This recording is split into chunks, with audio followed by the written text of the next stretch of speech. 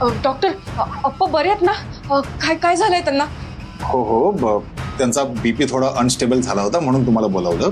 पुढच्या तासाभरात आपल्याला ऑपरेशन सुरू करावं लागेल. पैशांची व्यवस्था झाली ना? डॉक्टर मी प्रयत्न करते, तुम्ही प्लीज ऑपरेशन सुरू करा ना. नाही तसं नाही करता येणार आपल्याला.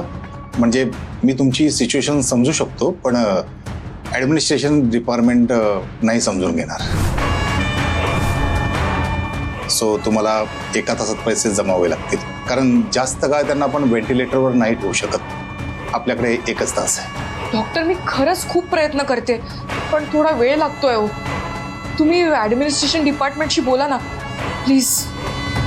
डॉक्टर तुम्ही ही चैन ठेवा आता आणि बाकीचे पैसे ना आम्ही लवकरात लवकर जमा करतो. फक्त तुम्ही आपणचं ऑपरेशन सुरू करा. श्रद्धा काही बोलू नकोस. बघ आपणवर उपचार होणं महत्वाचं आहे की नाही आता. डॉक्टर तुम्ही ही चैन ठेवा, आम्ही बाकीचे पैसे मॅनेज करतो. Are you out of your mind? तुमचं डोकं ठिकाणावर आहे का?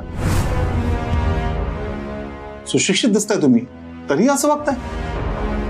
अहो हे प्रतिष्ठित हॉस्पिटल आहे, इथे दागिने वगैरे सिक्युरिटी म्हणून ठेवले जात नाहीत.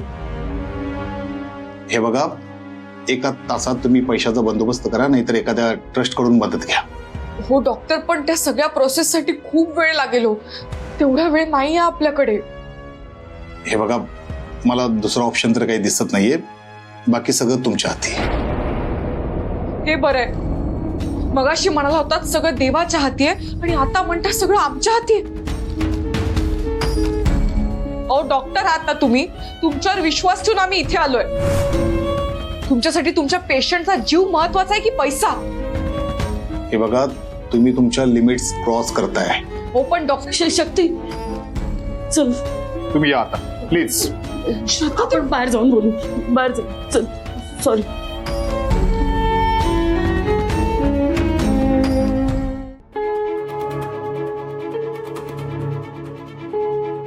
श्रद्धा यांना माणसाच्या जीवाशी काहीच घेणं देणं नाहीये का ग? त्यांचे हात बांधले गेलेत ग. मग त्यांचा काय उपयोग? स्वतःला देवदूत म्हणवतात, मग मरणाच्या दारात उभं असलेल्या माणसाला वाचवणं कर्तव्य नाहीये का त्यांचं? एवढे पैसे कुठून आणायचे का श्रद्धा? मी चैन विकते. पुढचं पुढे बघू. नाही नाही नाही, काय करतेस? आणि तसे चैन विकून हवे तेवढे पैसे नाही उभे करता येणार.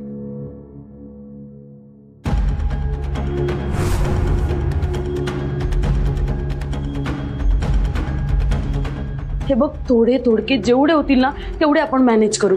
बाकीचे बघू ना कुठेतरी. नाही नाही अगं, सकाळी अम्मा